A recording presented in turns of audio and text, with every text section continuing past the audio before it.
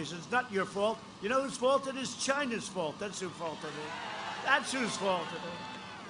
But, you know, it's an amazing thing because the Democrats are saying, well, it's the end of a term. And because, you know, we have a lot of time left. Think of this. If it were them, don't forget, we don't have to do it by the election, but we should be really able. That would be a great victory.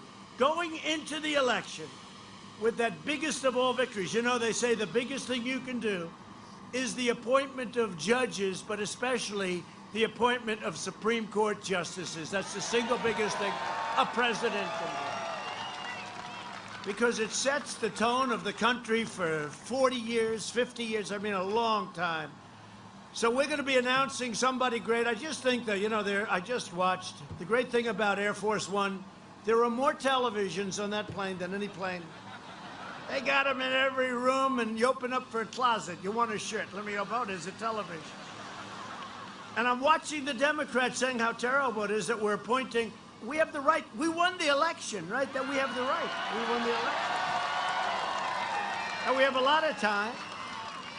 And if they were in opposition, they would do the same thing. Maybe they would just do it more rapidly, okay? More rapidly. No, so tomorrow I think is going to be a big day. 5 o'clock tomorrow at the White House. We're going to be naming the nominee. Hopefully we'll be on that court for 50 years. 5-0. 50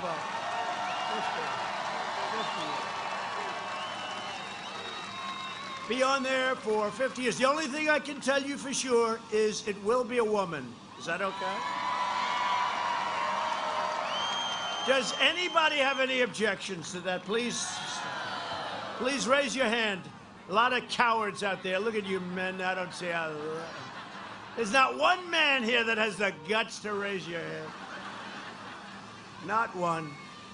If given the power, the radical left will pack the Supreme Court with extremists who will strike the words "under God" from the Pledge of Allegiance as they did twice. I heard their Pledge of Allegiance. They had it in their caucus. I'm watching. I said, oh, they made a mistake. I said to the First Lady, darling, they made a mistake. They left the words "under God" out. And then I heard it a second time, and they made the same mistake. I said, this is strange. This is like the guys on the Mueller team that cleaned their phones, right? 31 phones. And they said, oh, we made a mistake. And they all made the exact same mistake. The odds of that are 1,000,000,000 to 1, right? They all made, oh, they got caught. Did you see what's going on? Oh, they got caught. See, I feel sorry. That's a shame. Yeah, they should be. I'll tell you, they should be. They're crooked people. They're crooked people. So they cleaned up their phones. Hillary took her phones and smashed them. She took 33,000 emails and deleted them after Congress requested them. And I think they're looking at that, too. I think so. I think.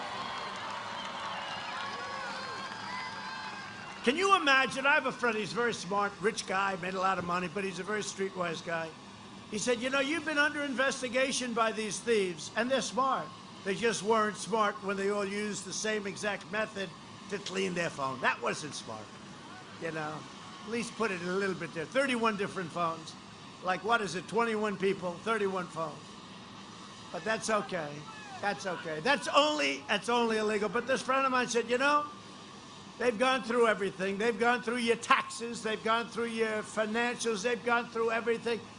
You have to be the most honest guy in the world. And they come up, no collusion. Oh, they want it, if they found anything. No, it's a bad group of people headed by Robert Mueller. Bad group of people who wanted the job at the FBI, but he lied to Congress. He said he didn't say that, but he did. I mean, he did. We have all the proof. So he is in the same group, you know, but they're actually in worse shape because at least with Mueller, you can say he probably didn't know what the hell he was doing. Sort of like Joe Biden. I figure about the same. Does that make sense? Does anybody understand? How would you like to, you're getting a divorce or something and you say, I gotta be represented by Bob Mueller. Do you think so? You saw his performance in Congress, right?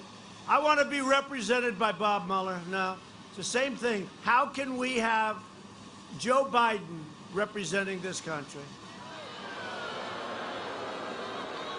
And you know, he's on the lid. You know the lid, right? The lid is when they say, we're going to put a lid on it. So I guess it means probably what it's supposed to. I have no idea. Lid. It's a lid. But it's an expression.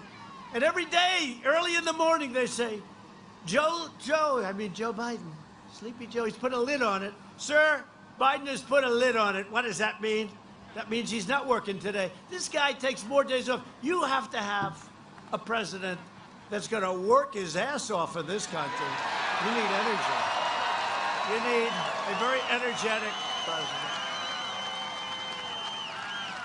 They said, how do you think he's going to do in the debate? I think good. He's been doing it for 47 years. I think he's going to do good, I think.